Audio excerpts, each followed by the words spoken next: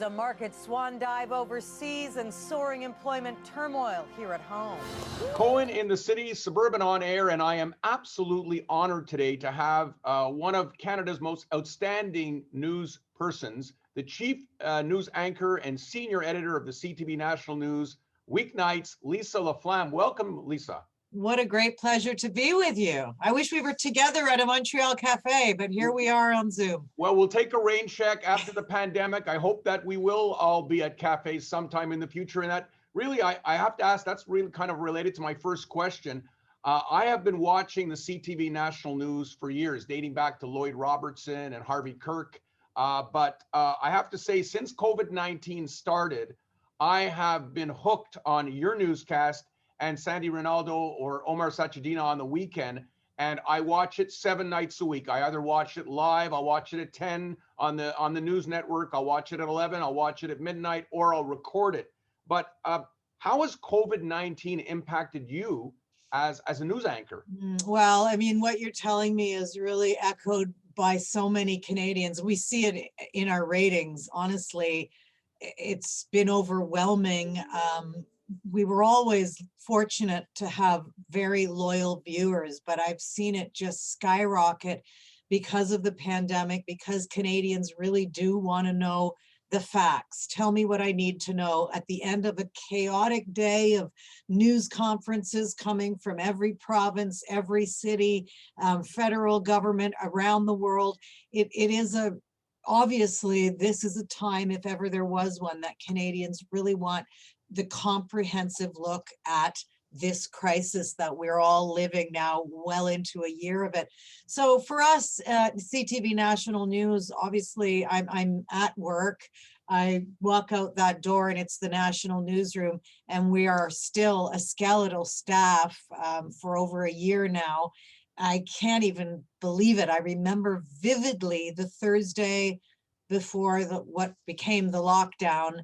And we said, well, I guess we're going to have to start sending people home. And well, who's got a laptop? Well, we better get people laptops. And it was so antithetical to how we operate as a newsroom. And now here we are, a handful of people all these months later, still operating in this sort of hybrid environment in the newsroom and at home. It's incredible, and you're right. I mean, honestly, I'm a news hound, so I watch the news through the evening. But I look forward to your show, and I'm always wondering what's going to be the lead item. And I love the way you introduced that lead item. I'm hooked right away. Like I can't wait to see how you're going to, So it is very exciting. And one of the things I love about your newscast, and I notice, is that you only use your own correspondents. We don't see anything from ABC or NBC. You have your own team. And not only that, but I noticed that if there's something that's going on in India, you don't have some unknown. Paul Workman is your European bureau chief. I met Paul many years ago when I worked for the Canadian Jewish Congress, and he was in Israel. And so he's your correspondent. So he's covering that story. Let me just interject there, because the one thing Paul wants more than anything, and we're working on it right now, is to get him into India so that he can report from the ground. But because of he's double vaccinated because he's in the UK, but there are so many rules around getting into India right now. Flights have all been canceled. As you know, it's incredibly difficult to be able, through this whole pandemic, to tell the stories from where they're happening. Like, that's kind of been our bread and butter forever. And it's been a challenge outside of where our correspondents are, but absolutely, we still we just have such an incredible team of people on so many levels, on air, behind the scenes. I feel so privileged every day to really be the front man for such a great team. Well, they are, and I was saying that in a complimentary way, because I do believe that you wouldn't believe that Paul Workman is not in India, or that Tom Walters is not in some place. Another guy that I just love the way he's like just a poet, isn't he? I just could listen to him all day. They're all great. Every single one of them are great. But you do have a great team, and as I said, they cover a lot of ground, not just where they're physically. I know we'll move to Montreal now, where we have Genevieve Beauchemin and Vanessa Lee, and I deal with them a lot for my day job at the school board.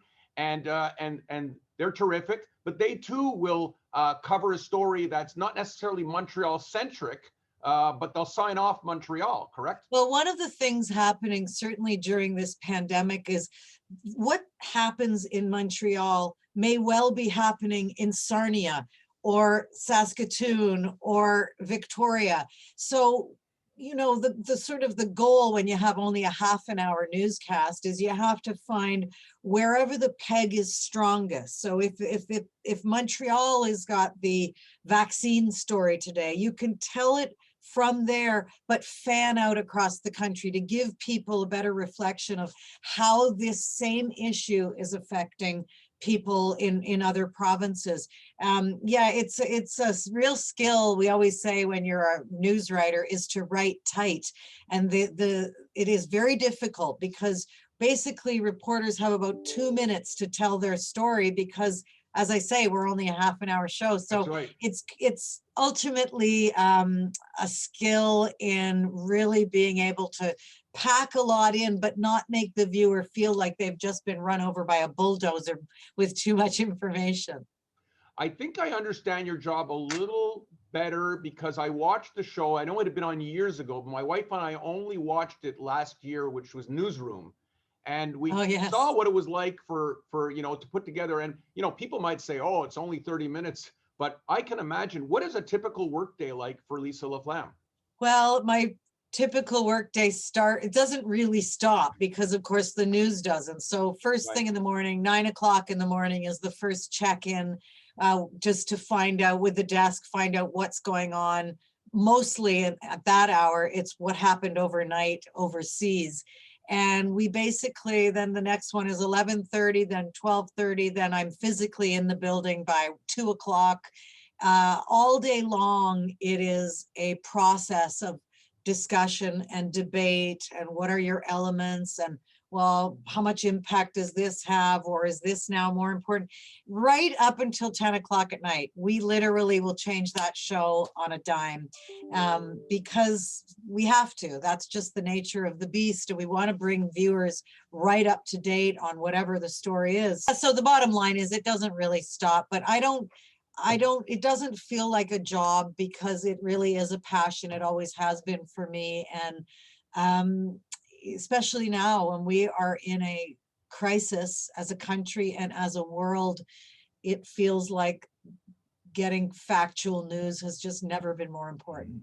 And as serious as it is, there's light moments. And I loved what you did.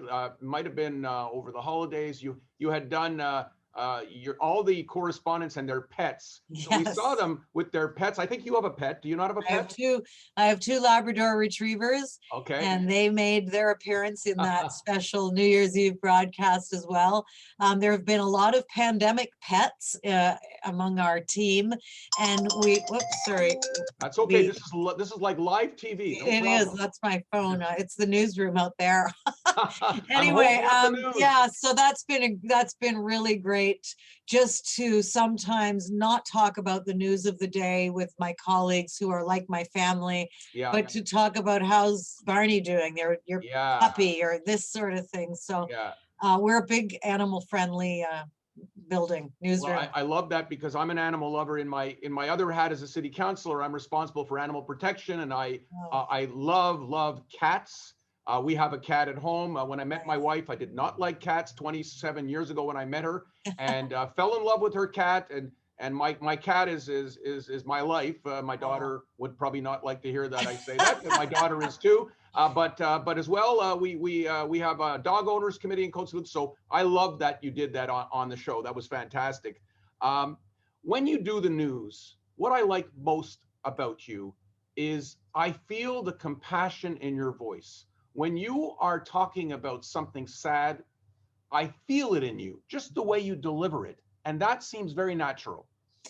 Well, I think, we're certainly human beings first and then journalists second. And it's always been impossible, I think, for me to find that poker face, no matter where in the world I've been covering stories as a journal or as a field reporter, and now as an anchor. You can't separate yourself from what you're covering, because if you did, I would be a robot.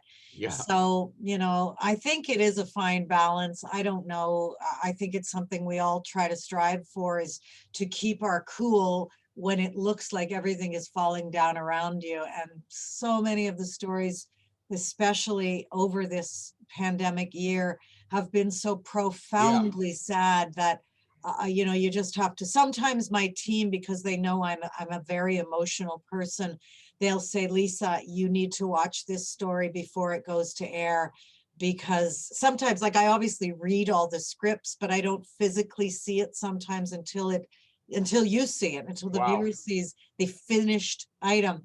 And they will make a special point of saying, you have to watch this before it airs, because it's going to be a gut punch. And I always appreciate that, because it is hard sometimes, with so much sadness in the world and here in Canada Yeah. right now. So, I'm glad we have those light moments at the end of the show, because if we didn't, Absolutely. honestly, it would be hard. It's hard to find a balance these days. Absolutely. What has been your highlight as the news anchor during the time that you've actually been the anchor? Is there one thing that stands out for you? I know you've before COVID, you actually got to travel to some pretty big things, but as the anchor. Well, it's 10 years now that I've Yeah. been the national anchor. Hard to believe 10 years have gone by. Yeah. So much has happened in these 10 years. It's always a tough question, to be totally honest with you, because I can barely remember yesterday. I'm sure. It's just so rapid fire, the news. But I think one of the most compelling, if I can just go just before the pandemic, I had the privilege of going to the liberation of Auschwitz, the 75th anniversary, and we Yes. did the broadcast from there for several nights. And it was one of the most, I had been before, and I had obviously worked on this story before, but that anniversary, when we were with many Montrealers, by the way, survivors. Yes, I know many who went. Walking that hallowed ground in that horror story of a place, and being able to bring that to generations that are not aware of the history, and really encouraging the education of our young people to be informed and to learn about history and what happened there. That was a great privilege for me. Obviously, being, when the Pope was chosen, Pope Francis, these are big, big moments. And I do feel privileged to have a seat to witness history. Obviously, I do. It has been a great privilege all these many years to be wherever the story is. Now, I guess with COVID, you're so packed with stories, you haven't done a lot of this, but you have also done a lot of pretty exciting one-on-ones over the last decade before that. But any one-on-ones stand out particularly for you? Oh, wow. So many. My goodness. Well, I mean, Prince Harry's a lot in the news these days. Yes. That was a really interesting one. Yeah. How personal he was and honest about the loss of his mother. But, world leaders, it's always a real struggle and a challenge to try to get answers and the truth out of any politician, from Boris Johnson to our own prime minister. So Yeah. these are challenges. It depends. Again, I feel the same way. It's always difficult to zero in on one, because I feel that every interview has something that stands out for me and is memorable to me. And sometimes it's the ones you would never suspect. For example, when we did the first 2 months of this pandemic, we also did a morning show and a nighttime show. So every day at 11, I was on the air Right. with the team, Yes. and every night at 11. And in those days, I would interview random people that were impacted. And one of the most memorable was a young girl, young woman working at a Sobeys in Nova Scotia. And it was the first time we were hearing, what is it like to be Right. an essential worker when nobody knew what this virus even was or how Right. it was being spread? So Yeah. what my point is, it isn't just the big world leaders Yes. or the famous people. We learned so much from everyday people who are living experiences that we take so advantage of really these essential workers all these months. And it was great to finally be able to talk to them and get a perspective. And I would say that's right up true until today, that Yeah. same reality. Very profound. I agree with you. And I think as viewers, we appreciate those interviews as well, because we all go into the grocery store, and I often thank the people when I leave at the cash. You through your career, you've traveled to some very dangerous locations, and you've lived to tell the tale. I did. There was many close calls, I'm not going to lie to you, in both Iraq and Afghanistan, the two major war zones I covered for many, many years. I was in and out of Iraq from 2003 Wow. till about 2008, and then sort of switched to, or six, to Afghanistan when Canadian Combat Forces went to Afghanistan, and was in and out of there until 2012, basically till I took this job, the anchor job 10 years ago. So yeah, those experiences teach you a lot, not just about our military, but the humanitarian side of what the truly oppressed are, women and girls largely, having to deal with and live with and survive themselves. So as an observer and a chronicler of reality on the ground through Canadian eyes, it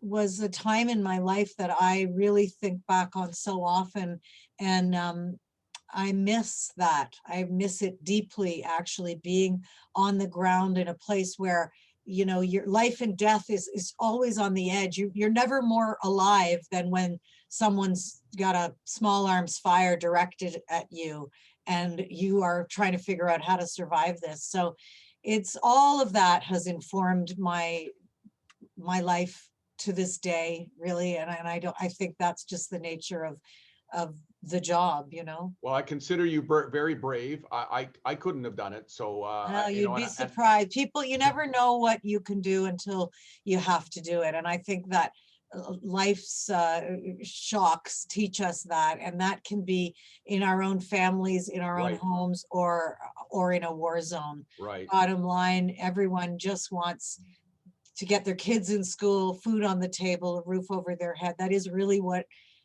everyone in this world wants, and it's just the struggle for so many to get there. Yeah. My last question, you've covered every federal election since 1997 at this point, I believe. We are going to You're not going to ask me when the next one is, are you? Well, sort of. You know it all, but there will be a federal election at some point when it's safe to go to the polls, I presume. But one way or the other, I mean, you've covered already a number of them as the anchor. BC had one, and then the Maritimes, they had one. But what do you think it's going to be like for Lisa LaFlamme to possibly cover a COVID election? Well, it's been a really interesting exercise in the provincial elections, and a positive one for the leaders. If you look at the fact that, many of them started out with minority governments, they have a pandemic election and end up with majorities. Yeah. We've learned a lot as a country, and I think it's true that nobody would want to push us Canadians into any kind of risk at a polling station by having a snap election during a pandemic. No. So by the time there is one, let's just hope that Canadians are double vaccinated, for sure, single vaccinated. This rollout has been a complete disaster on so many levels, and it'll be a fascinating and an incredibly important election whenever it does happen, because Canadians have seen what we need in our leaders, what we've had, what we've missed, how this has unfolded. And of course, we're all aware that no government had any kind of playbook when it comes to a pandemic on how to lead at a time of true crisis. So it's going to be a fascinating one, and we'll cover it whatever way we can. We'll be safe, but it will absolutely be different than any others we've covered if we are in fact still in this kind of a quasi-security restrictive mode. Lisa, sounds like a great book. Maybe maybe in your spare time between 7:30 and 11 in the morning, you could start writing your memoirs. All Well, right. one of these days, but not anytime soon. No, not anytime soon. I want to thank you so much for giving of your time. Very generous of you. Thank you very much. Stay safe and good luck. Great to speak to you, Mike. Thanks so much for having me on the show. Take Lisa care. Stay LaFlamme safe. Lisa LaFlamme has been my guest.